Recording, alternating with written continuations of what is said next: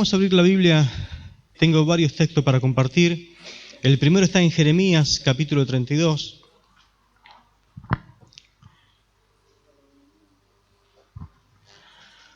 A menudo en la vida, por causa de nuestro crecimiento espiritual, vamos a pasar por situaciones absolutamente imposibles, donde nos sentiremos empantanados y totalmente frustrados, donde será imposible salir de esa situación solos.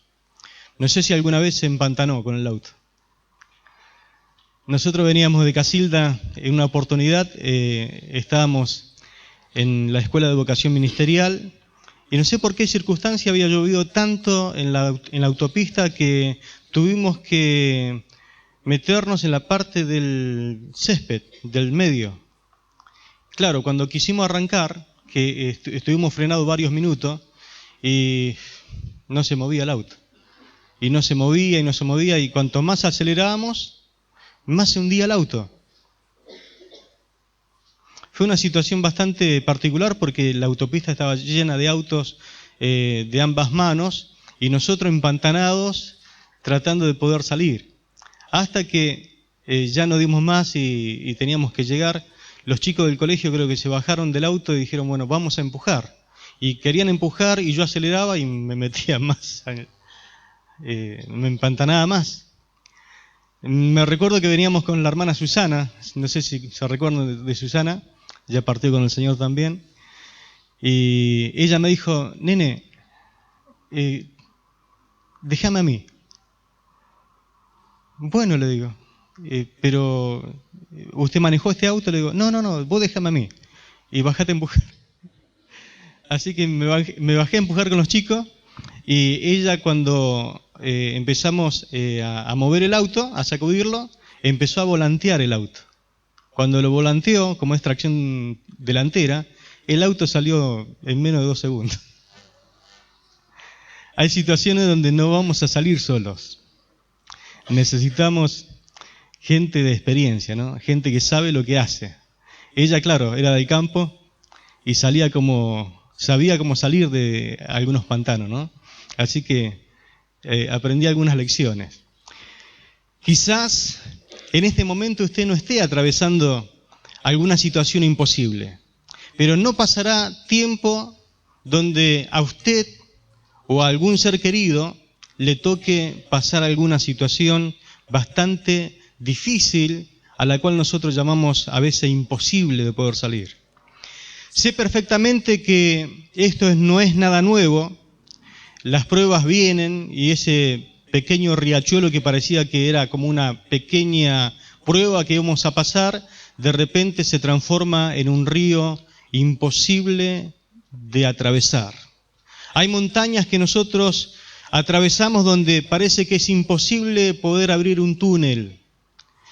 Desiertos que parecen inofensivos, de los cuales parece que no vamos a salir vivos de ese lugar. Todos, absolutamente todos, pasamos por situaciones muy raras y hasta a veces entendemos que son hasta espirituales, donde nosotros necesitamos más que nunca la ayuda del Señor para poder salir de ese lugar. Ahora, ¿cómo vamos a manejar esas situaciones? ¿Dónde encontraremos fe para hacerle frentes y para poder salir victorioso? Esta noche quiero enseñar 3 cosas con relación a los imposibles. En primer lugar, quiero sentar una base bíblica para fortalecer nuestra fe, hablando de 4 pasajes que hablan de imposibles. El primero está en Jeremías, capítulo 32, verso 17. Jeremías 32, 17, que dice lo siguiente. Oh Señor Jehová, he aquí tú hiciste el cielo y la tierra con tu gran poder y con tu brazo extendido. Ni hay nada que sea difícil para ti. Si quiere subrayarlo, hágalo. Ni hay nada que sea difícil para ti. ¿Cuánto creen esta palabra, el gran poder del Señor? La Nueva Traducción Viviente lo dice así: nada es demasiado difícil para ti. Y la traducción al lenguaje actual, el lenguaje que nosotros usamos hoy, lo pone de esta forma: no hay nada que tú no puedas hacer. No hay nada que tú no puedas hacer. Así que usted en oración le puede decir al Señor: Señor, no hay nada que tú no puedas hacer. ¿Puede entender usted que cualquier cosa que usted llame imposible se desvanece ante el Dios al cual nosotros adoramos? Acá dice la palabra que nada es imposible. Y la palabra nada en hebreo significa nada. En griego significa nada. En latín, en chino, en mandarín, lo que usted quiera decirle, significa nada. Nada es imposible para el Señor. ¿Cuántos dicen amén? En hebreo se lee literalmente así: nada es demasiado extraordinario para Él. El segundo pasaje también se encuentra en Jeremías 32, pero el verso 27, que dice así: he aquí que yo soy Jehová, Dios de toda carne. ¿Habrá algo que sea difícil para mí? ¿Habrá algo que sea difícil para mí? Subráyelo si quiere. ¿Habrá algo que sea difícil para mí?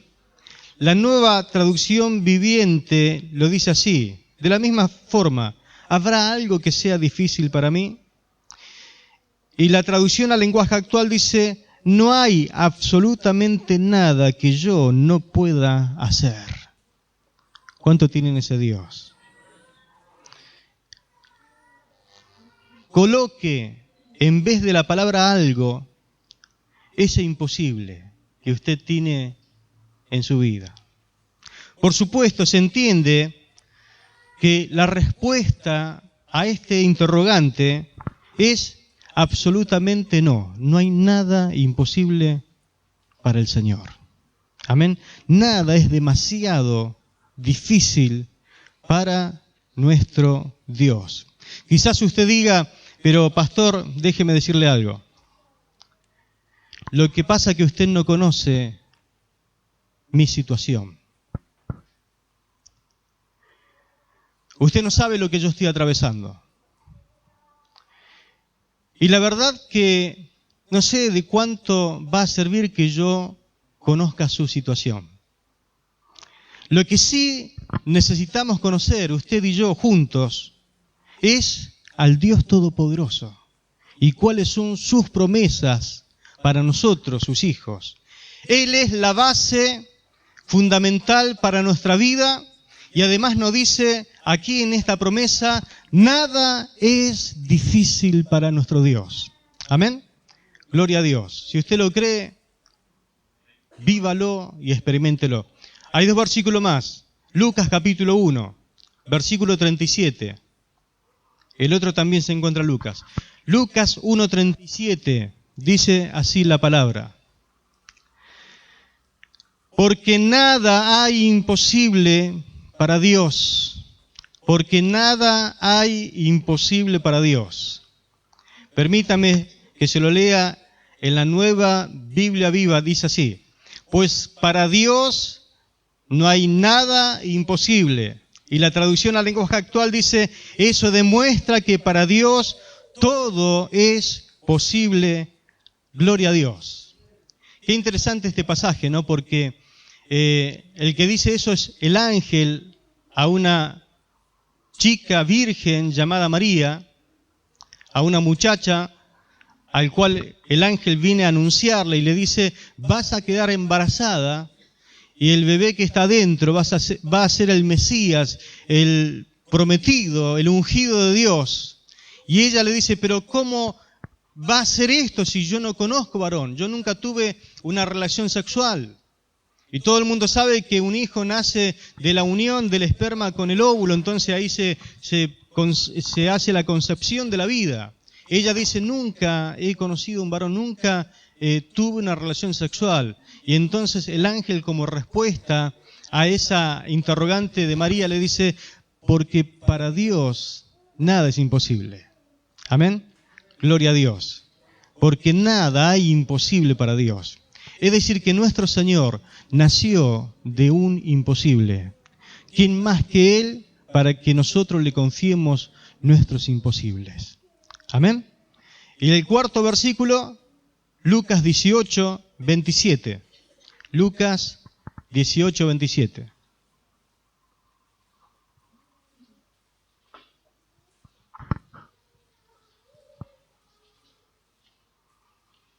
Dice la palabra lo siguiente. Él les dijo, lo que es imposible para los hombres, es posible para Dios. La Nueva Traducción Viviente dice así, Él contestó, lo que es imposible para los seres humanos, es posible para Dios. Se lo leo en la traducción al lenguaje actual. Jesús le respondió, para la gente es imposible. Para la gente es imposible, pero todo es posible para Dios. El contexto nos dice que Jesús explica que hay ciertas personas adineradas que le va a costar mucho convertirse en seguidores del Señor. Pero no solamente eso, sino por la clase de respuesta que a veces nosotros le damos al Señor. ¿Tiene en mente a alguna persona que usted cree que es imposible convertirse? Piense. Quizás un vecino. No importa que sea bueno o malo. Porque los que son buenos, como este joven rico, que cumplía con toda la ley, también son muy difíciles de venir a Cristo. Piense en alguien. Piensa en su suegra. Piensa en su suegro, piensa en su yerno, en su nuera, piensa en su cuñado, piensa en su vecino, piensa en un compañero de trabajo. ¿Es difícil traerlo a Cristo? ¿Sabe qué dice la palabra? Para los hombres es imposible pensar que la persona sea salva, pero para Dios nada es difícil. ¿Amén? Eso es lo que dice la palabra. Es imposible para los hombres, pero es posible para Dios. Es decir que hasta la salvación de las personas depende exclusivamente del poder de nuestro Señor. Amén. Tu salvación inclusive y la de tus seres queridos siempre van a depender del poder del Señor. Ahora, ¿qué es lo que más te parece imposible? Ahora, en este mismo momento que estás atravesando, ¿qué es imposible para tu vida? Y no me salga con Central que va a salir campeón o algo así. No. ¿Qué es lo que más te parece imposible? Quiero que pienses en tu imposibilidad, en algo que te parece imposible. Quizás tengas que pensar en tu trabajo, quizás piense en tus estudios. Usted dice, para mí esto es imposible. Tu carrera, tu sueño, quizás tu vida matrimonial.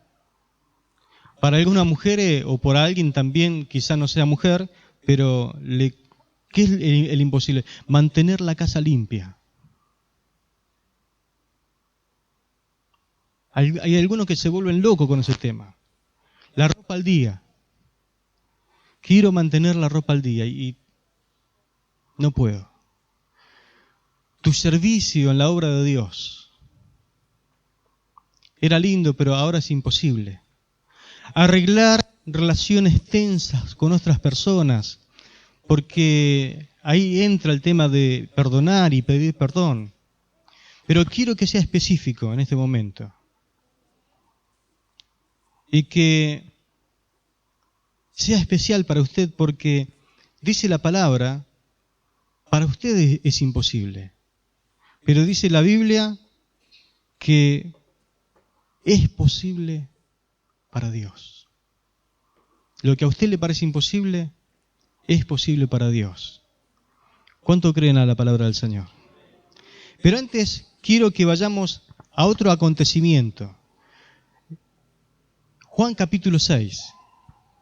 Aquí tenemos un acontecimiento imposible y es único por 4 razones. Juan capítulo 6. ¿Por qué es único?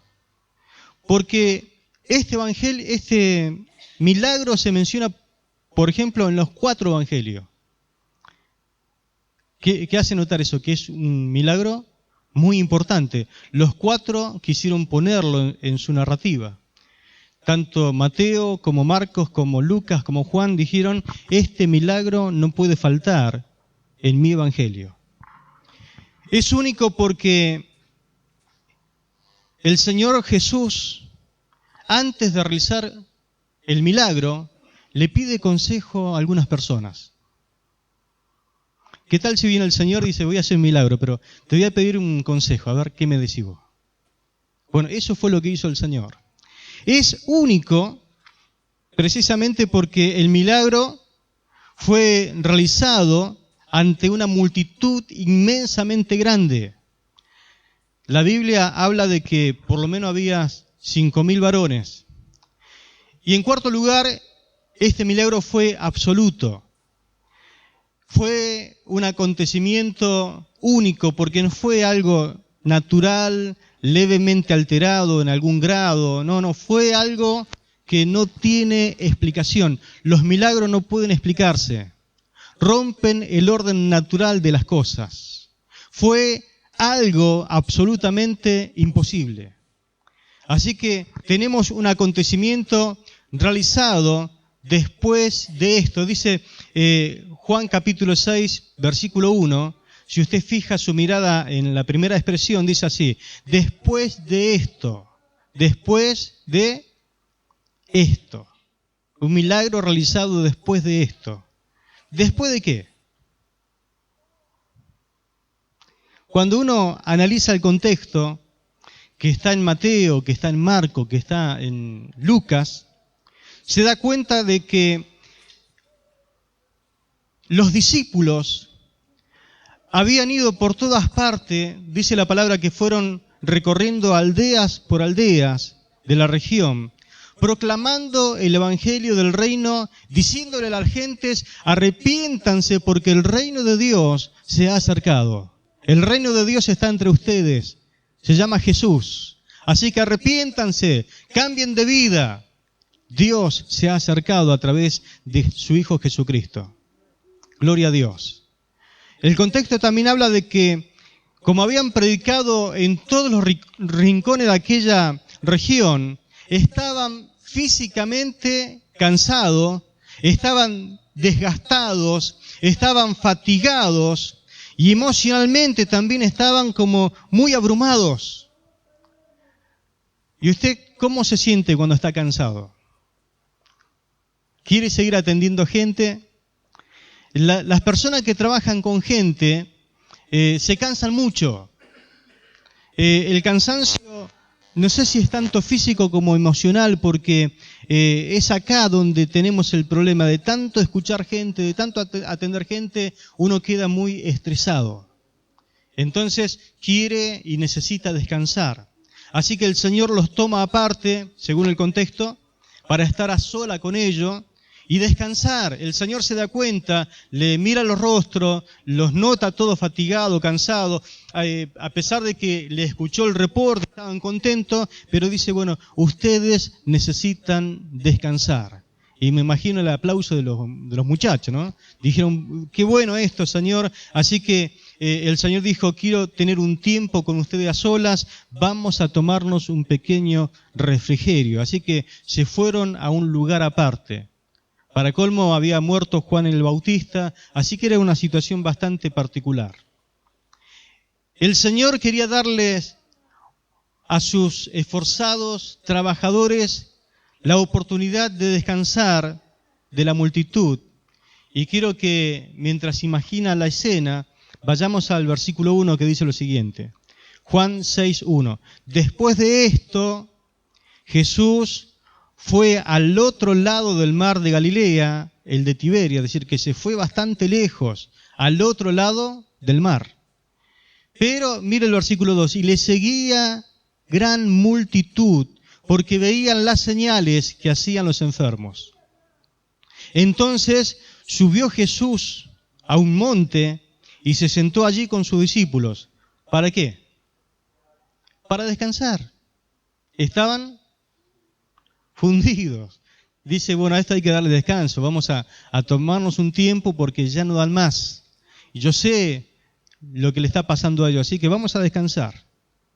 Dice el verso 4, y estaba cerca la Pascua, la fiesta de los judíos.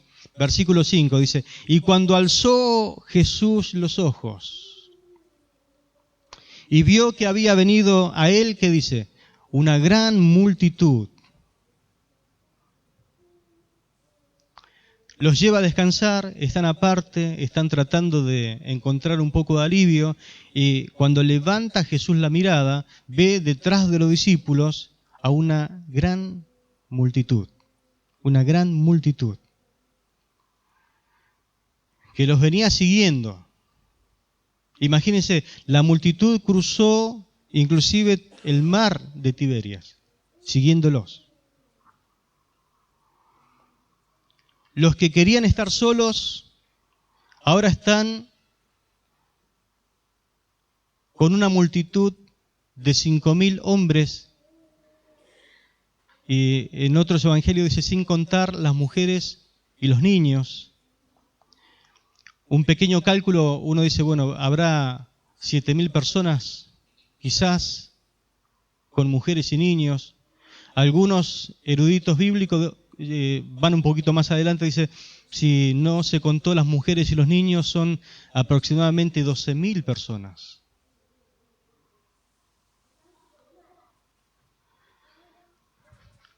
Y acuérdese que era una situación de montañas, de desiertos, dicen algunos otros evangelios.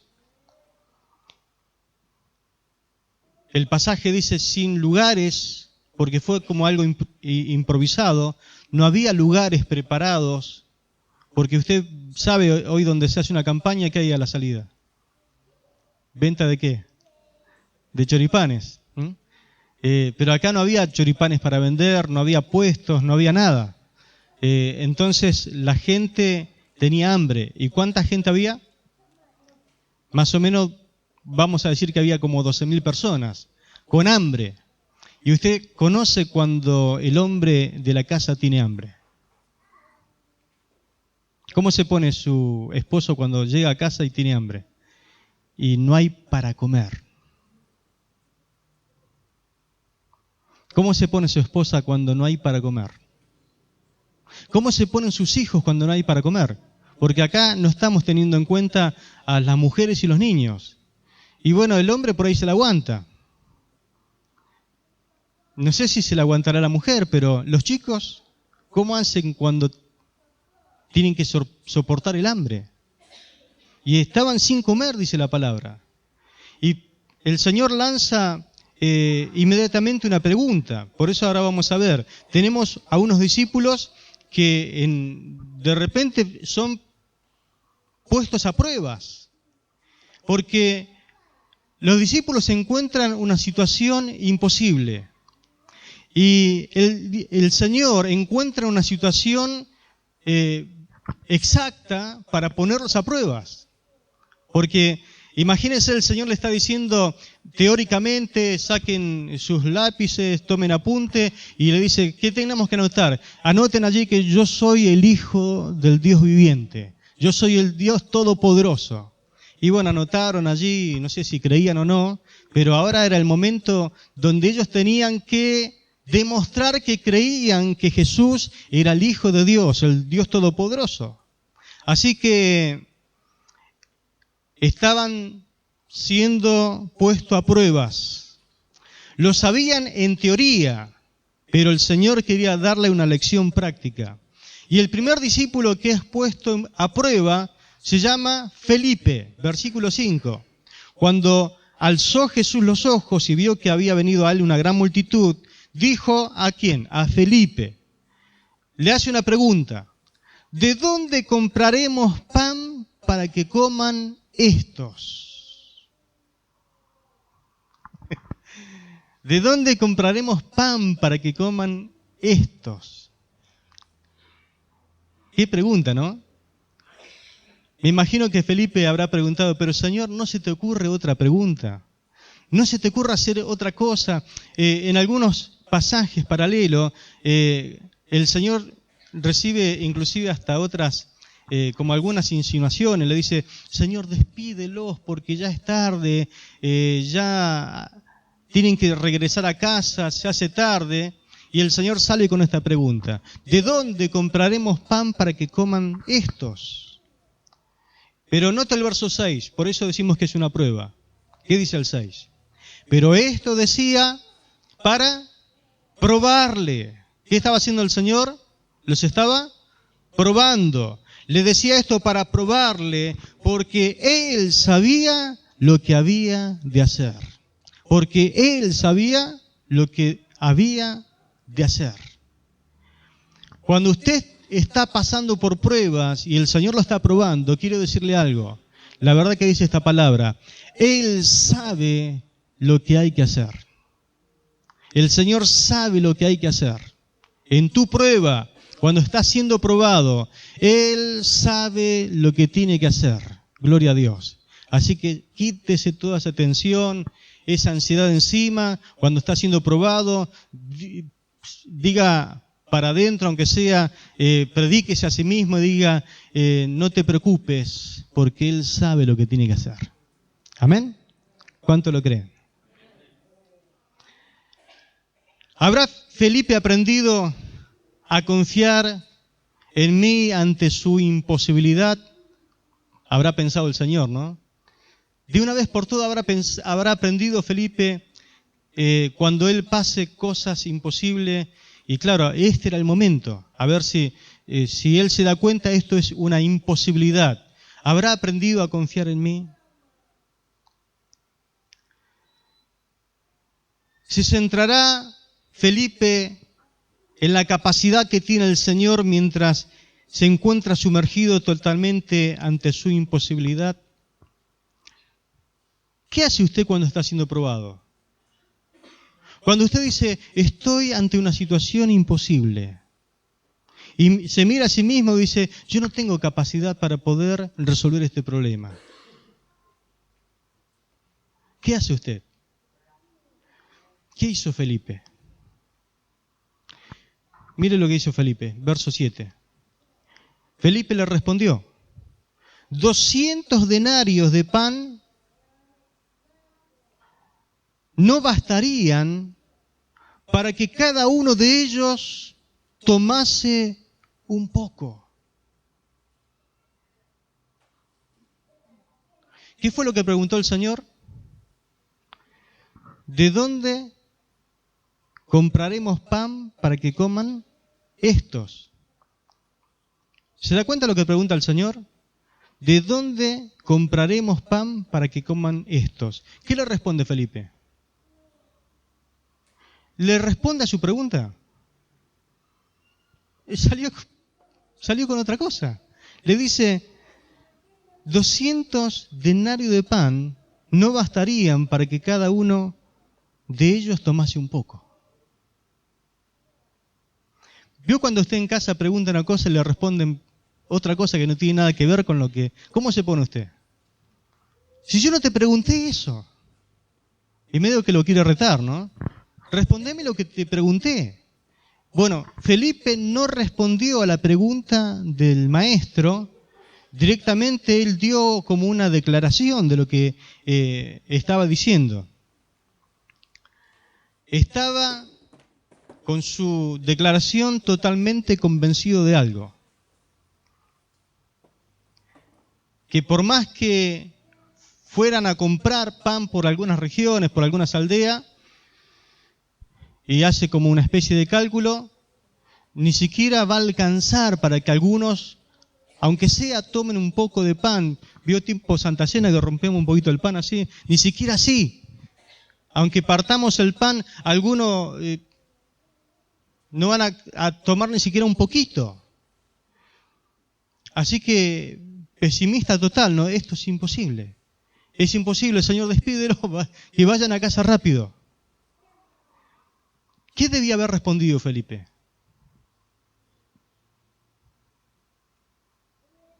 Si usted fuera Felipe, ¿qué tendría que haber respondido? Para mí, Señor, no sé dónde podríamos comprar pan para esta gente. Pero, Señor, tú lo sabes todo. Amén. Echemos el problema sobre el Señor. Tú lo sabes todo, Señor. Yo no sé qué hacer. Bueno, vamos al segundo discípulo, verso 8. Este se llama Andrés. Andrés. Verso 8 dice, uno de sus discípulos, Andrés, hermano de Simón Pedro. Dicho sea de paso, siempre que aparece Andrés hay como un entre paréntesis que dice hermano de Simón Pedro. Pobre Andrés, ¿no? Siempre lo ponen al lado de Simón Pedro. Y Simón Pedro en algunas situaciones no es lindo nombrarlo. Porque fue el que negó al maestro, fue el que siempre hablaba primero, el que siempre metía las de andar, como diciendo, es el hermano de fulano de tal. Hermano de Simón Pedro, dice, aquí hay un muchacho que tiene 5 panes de cebada y 2 pececillos, mas ¿qué es esto para tantos? Tenemos aquí a Andrés, una persona muy, pero muy persuasiva. Yo no sé si cuando el maestro lanzó la pregunta a Felipe, él ya se habrá puesto a buscar alguna respuesta a algo, empezó a buscar y empezó a indagar, empezó a buscar, dice, bueno, aquí tenemos, dice, lo tenía en la mano, tenemos 5 panes de cebada y 2 pececillos. ¿Sabe qué era eso? La merienda que una mamá muy previsora le había puesto en la mochila a su hijo, porque habrá dicho, este se va a ir a ver a Jesús y andás a ver cuando vuelve, por lo menos le preparó una merienda. Esos pececillos, usted tiene que entender más o menos lo que sería como una sardina, algo así. Y 5 panes de cebada y 2 pececillos. Y lo trajo ahí al maestro. ¿Cómo hace usted para sacarle la merienda a un hijo, a un chiquito? Se ve que algo tenía este discípulo, ¿no? Que lo convenció, vaya a saber qué le dijo, y los trajo al maestro. Mire que para quitarle algo a un niño y traérselo, ahí estaba. 5 panes y 2 pececillos. Mire el versículo. Punto y coma. Mas, ¿qué es esto para tantos? Le trajo los pececillos al Señor, acá están, Señor, 5 panes y 2 peces. Y usted dice, qué tremendo hombre de fe. Pero el punto y la coma cambia todo. Pero, ¿más qué es esto para tantos? Ahí la embarró. Reprobado. 3 a marzo. Porque el hombre que parecía tener por lo menos algo de fe, con el punto y coma, borra con el codo lo que escribió con la mano. Si hubiera callado, por lo menos, y salía con un aprobado, recuerde que el Señor lo está poniendo a prueba. Así que ahí le faltó algo. Venía bien Andrés, pero tanto Felipe como Andrés, ¿a quién le hace acordar? A nosotros. Usted actúa como Felipe y hay veces que también actúa como Andrés. Actuamos como, ellos es como que nos representan a nosotros. Nosotros no somos mejores que Andrés ni que Felipe, porque ante las imposibilidades actuamos igual que ellos. Igual que ellos. Por eso el Señor permite que esto se escriba, para que nosotros aprendamos las lecciones. Y el milagro fue muy sencillo, mis hermanos. Dice el verso 10 que Jesús dijo, haced recostar a la gente. Y había mucha hierba en aquel lugar, y se recostaron como en número de 5,000 varones. Verso 11 dice, y tomó Jesús aquellos panes, y habiendo dado gracias, los repartió entre los discípulos. Es decir, que los discípulos fueron partícipes del milagro. Dice, los repartió entre los discípulos. ¿Para quién era la prueba? ¿Para la gente, la multitud o para los discípulos? ¿Quiénes estaban siendo probados? los discípulos. Dice, los repartió entre los discípulos y los discípulos entre los que estaban recostados, asimismo de los peces, ¿cuánto querían? ¿Querés más? ¿Querés un poquito más? ¿Querés un poquito más? ¿Querés más? Hay para comer, para llenarse y para que sobre. ¿Querés más pan? ¿Querés más peces? Porque Dios cuando da, da en abundancia. ¿De dónde compraremos pan para que coman esto? Decía, ¿no? Felipe. Verso 12 dice, y cuando se hubieron saciado, dijo a sus discípulos, porque la prueba es para los discípulos, recoged los pedazos que sobraron para que no se pierda nada. Verso 13 dice, recogieron pues y llenaron 12 cestas de pedazos que de los 5 panes de cebada sobraron a los que habían comido. ¿Cuántos discípulos eran? 12. ¿Y cuántas cestas sobraron? 12. Una para cada incrédulo. Iban bajando de la montaña con una cesta. Las cestas son grandes. Cesta bien cargada de pan y de peces, cada uno más o menos como podía, iba bajando la montaña con las cestas llenas. Y a comer peces y pan por lo menos una semana, para que aprendan a confiar en el Señor. Amén. Recuerda lo que había dicho Felipe, ¿de dónde compraremos pan?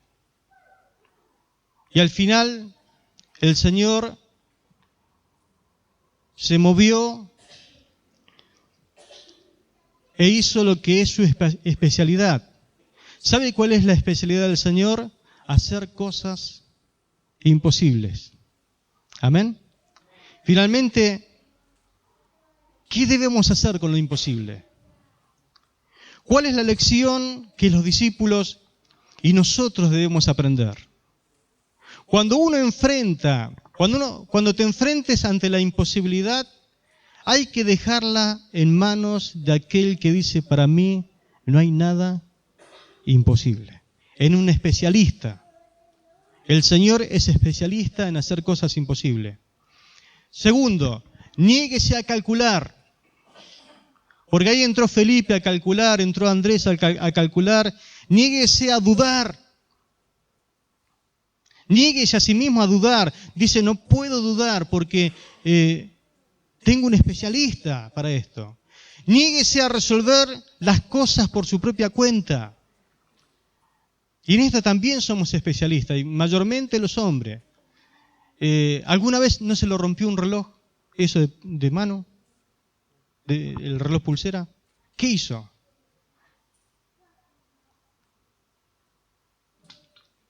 Se le prendió la lamparita. Tengo un destornillador así chiquito, y este entra acá, y lo abrió. Y le empezó a meter. Le echó mano. Y sintió, anda, cuando lo da vuelta así se le cae todo. Después lo mete todo adentro, lo cierra, dice, se lo llevo mejor a un especialista. ¿No le pasa a usted esas cosas? ¿No le pasaba con los juguetes cuando era chiquito? Después de grande, cuando se comenzó a comprar la herramienta, pero somos especialistas para eso. No somos mecánicos, pero nos gusta meter el destornillador y abrir una cosa, la otra, la manguera, y ya sé lo que es esto. Y le empieza a meter mano, y el relojero le dice, che, ¿qué le pasó a esto? ¿Quién le echó mano a esto? Y usted se pone de todos colores, ¿no? Porque te dice, no sé si lo voy a poder arreglar a esto. El mecánico, ¿qué te dice? Y esto te va a salir caro. ¿Quién le echó mano a esto? ¿A qué mecánico lo llevaste? Te dice. Niéguese a calcular, niéguese a dudar, niéguese a resolver las cosas por su propia cuenta. Niéguese a preocuparse y a desanimar a otros. Niéguese, mi hermano, a que otros se preocupen por lo que usted dice. Niéguese a todas esas cosas que no sirven para nada. En vez de ello, diga esto: Señor, hay algo que realmente yo no puedo manejar. Me di cuenta que esto es imposible para mí. Como tú no solamente puedes, sino que estás dispuesto para poder ayudarme, Señor, quita esto de mi mano, te lo entrego, tomalo vos en tus manos, Señor, porque para mí es imposible, pero para ti no hay nada imposible. Amén. Gloria al Señor. Y deje de aferrarse al problema y llévelo pronto a un especialista. Amén. Antes de que usted mismo acabe destruyendo su imposible. Y póngalo en las manos del Señor. Amén. Quiero que cierre sus ojos y piense un poquito en su imposible. No sé cuál será, pero vamos a hacer una oración en esta hora. Vamos a ponerlo todo en las manos del Señor.